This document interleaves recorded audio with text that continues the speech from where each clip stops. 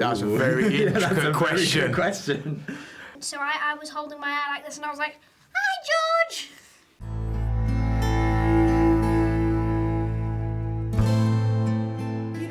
There's this central idea in the show and in Dunk as a character about becoming someone's legacy and how much responsibility that carries.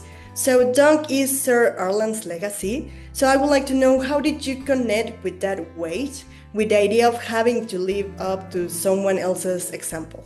Yeah, I suppose it was like what I was going through at the time as well, because there's such a legacy to the TV show as well, and it's the third show in a series of obviously Game of Thrones and then House of the Dragon. It's the third show, so you've so much to live up to.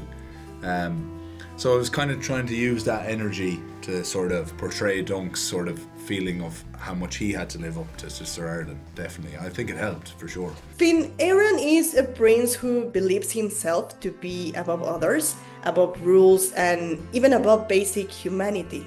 So how did you approach playing a character who sees violence and domination not as a moral failure, but as a proof of his own identity?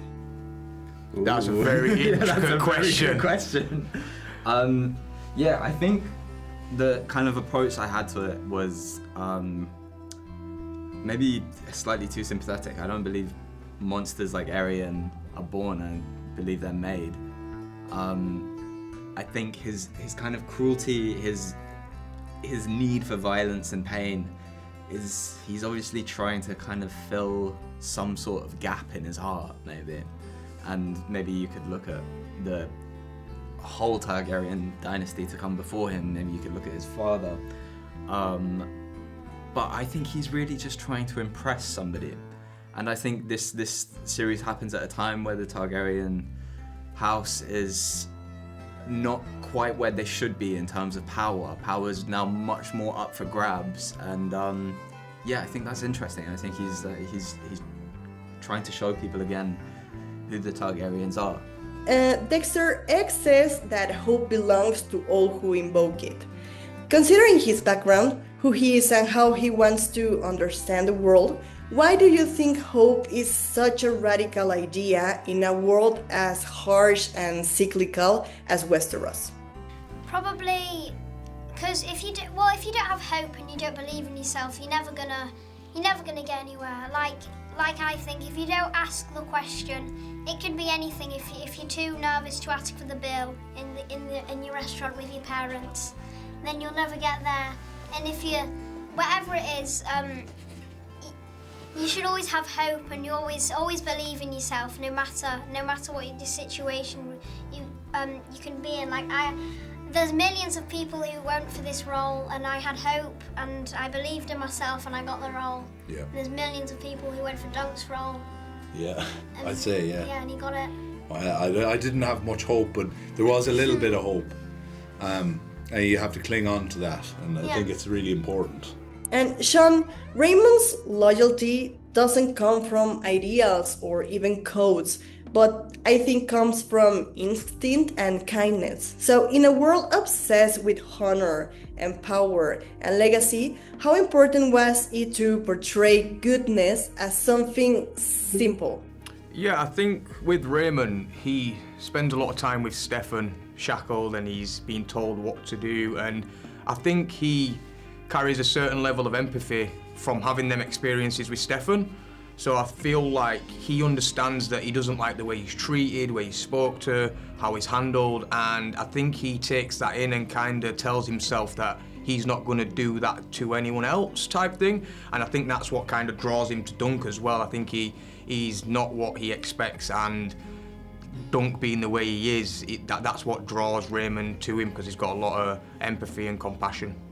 And what was the most difficult part of filming a period series of this scale? And this isn't specific to the role, but I think the most challenging thing on set for me was anything to do with horses.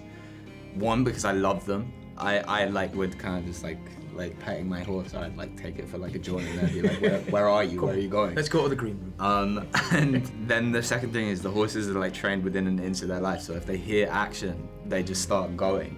So you're kind of like, it's not your cue yet, but they hear action, and suddenly you're like riding into the frame, and they're like, what are you doing in here?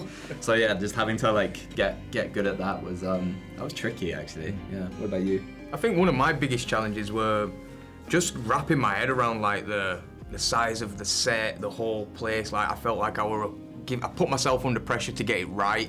So the challenge was just, you know, getting into the role and feeling comfortable, and yeah, just trying to focus on getting it right. Working with Peter Claffey. Yeah, there you go. Well. Yeah, the big challenge working with Peter. Yeah. Big challenge. Yeah. And what was the funniest scene or moment you remember when you were together? There's loads of them. I have to say, the tug of war scene, it has to win. Unbelievable. The day, it was absolutely amazing. No one was listening, which was great. That means we can actually play a proper game of tug of war. I didn't get mud. I feel bad for the person behind me because I was like putting all my weight on the rope. I was hanging on. So the person behind me was just like, get it. And that was probably the most fun day. And then Peter, that day, he throws me up in the air because we win. And on that take, he threw me up in the air, and then I went down and I smashed my eye on his nose. Yeah. Which was, he has a bony nose. Yeah. And then, that was the first day I was going to meet George R. R. Martin, so he arrived just then. And then, so I was holding my eye like this, and I was like, hi, George! But that was probably the funnest day and the funniest. My favourite scene that I got to do was we did a tug of war scene, and it was after lunch, and Dexter had beaten me in chess. Yeah. So I took my opportunity and I threw him up, and then I knew that I'd be able to put my nose into his eye, so I did it on purpose just to get him back. And unfortunately it kind of hurt his eye a bit. And then we met George R. R. Martin. That was on purpose! No, it wasn't on purpose. We weren't even playing chess yet.